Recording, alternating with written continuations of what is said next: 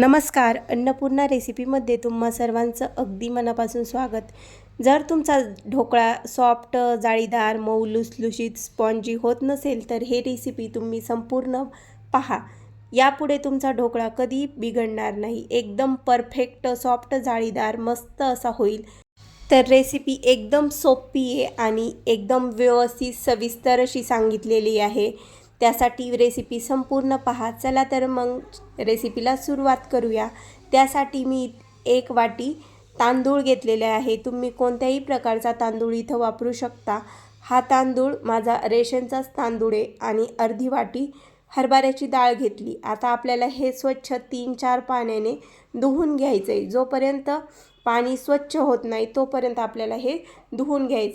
हे डाळ तांदूळ मी 4 पाण्याने धुवून घेतलेत आणि त्यानंतर पाहू शकता किती स्वच्छ असे तांदूळ एकदम पांढरे शुभ्र दिसायला लागलेत. त्यामध्ये आता आपल्याला पाणी टाकून घ्यायचं आहे. डाळ तांदूळ बुडून 1 ते 1.5 इंच पाणी वरती राहील इतपत पाणी ठेवायचं आहे आपल्याला आणि असंच झाकण ठेवून 6 तासासाठी भिजून दिले. 6 तासानंतर पाहू शकता डाळ तांदूळ छान असे व्यवस्थित भिजले गेलेत आणि लगेच नखानेच डाळ तुटते आणि तांदूळसुद्धा. तर आपल्याला काय करायचं आहे, ह्याच्यातलं आहे ना असं पाणी निथळून घ्यायचं आहे आणि कमीत कमी पाण्याचा वापर करून हे डाळ तांदूळ आपल्याला मिक्सरला बारीक करून घ्यायचे.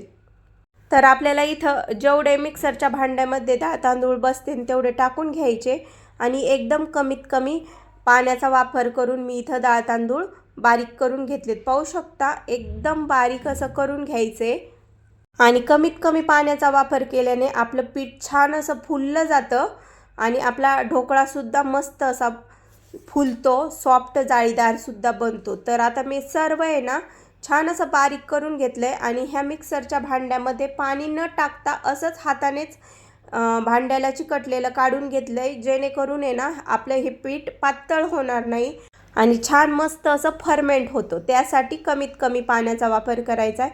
त्यानंतर एक झाकण ठेवलं आणि त्यावर एक उबदार कपडा टाकला आणि रात्रभरासाठी हे पीठ असंच हे फर्मेंट होण्यासाठी ठेवून दिलं आणि सकाळी पाहू शकता किती छान असं हे पीठ फुललं गेलं आहे. एकदम मस्त अशी जाळी पडली.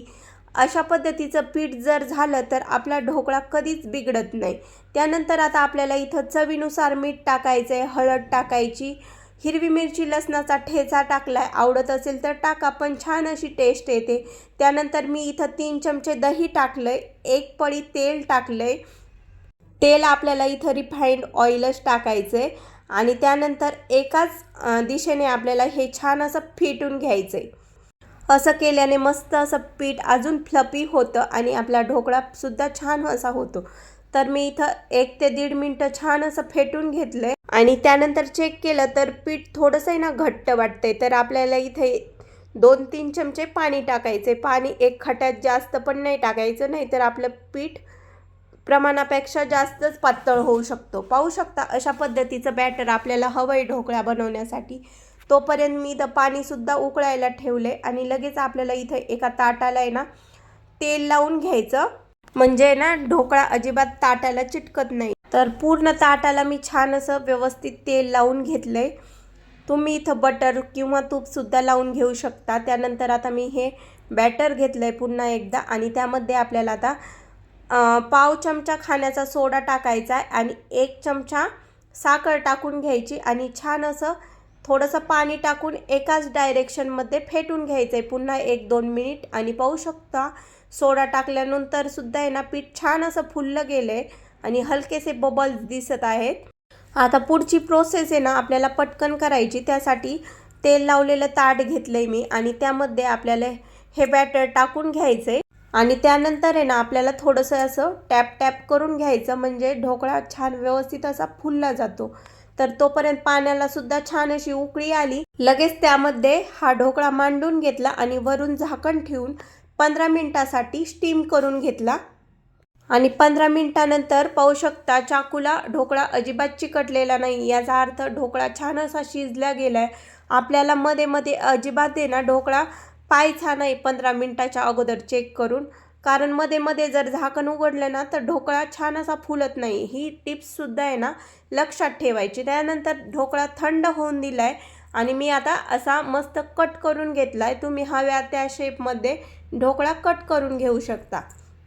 ढोकळा थोडासा थंड झाल्यावर कट केला ना म्हणजे ना व्यवस्थित असा कटसुद्धा होतो. आणि आता लगेच आपल्याला आहे ना इथं तडक्यासाठी 2 चमचे तेल टाकायचं आहे, 1 चमचा मोहरी टाकायची, अर्धा चमचा जिरे टाकायचे, थोडासा ठेचलेला लसूण, 3-4 हिरव्या मिरच्या मधोमध अशा चिरा देऊन घेतल्या होत्या, थोडासा हिंग आणि चिमूटभर मीठसुद्धा टाकायचं आहे, कढीपत्ता पण टाकायचा आहे. कढीपत्त्याने ना छान अशी चव येते ढोकळ्याला. वरून थोडीशी कोथिंबीरसुद्धा टाकली आणि छान ही फोडणी खमंग होऊन द्यायची आणि त्यानंतरच आपल्याला ढोकळ्यावर टाकून घ्यायची. ह्या खमंग फोडणीने ना ढोकळ्याची चव अजून वाढते आणि एकदम टेस्टी असा ढोकळा लागतो. ह्याबरोबर हवं तर तुम्ही पुदिन्याची चटणीसुद्धा बनवू शकता, चिंच गुळाचं गोड पाणीसुद्धा बनवू शकता. हे पाठीमागच्या एका व्हिडिओमध्ये मी चटणी कशी बनवायची त्याचीसुद्धा रेसिपी टाकलेली आहे, नक्की जाऊन पहा. तुमचासुद्धा ढोकळा सॉफ्ट जाळीदार स्पॉन्जी नक्की बनवून पहा. आणि पाहू शकता रंगसुद्धा किती छान आला आहे, किती मस्त असा ढोकळा फुलला गेला आहे. अजिबात कुठं असे रेड स्पॉटसुद्धा पडलेले नाही ढोकळ्यावर, एकदम असा मस्त झाला आहे. ह्या सर्व टिप्स फॉलो करून जर ढोकळा बनवला तर अजिबातच ढोकळा बिघडणार नाही. तुम्हाला ही ढोकळ्याची रेसिपी कशी वाटली कमेंट्स करून सांगायला विसरू नका. चॅनलवर जर नवीन असाल तर चॅनलला सबस्क्राईब करा, त्यामुळे तुम्हाला असेच मस्त मस्त नवनवीन व्हिडिओ पाहायला मिळतील. रेसिपी आवडली तर लाईक शेअर सबस्क्राईब करायला विसरू नका. पुन्हा भेटूया. Bye bye.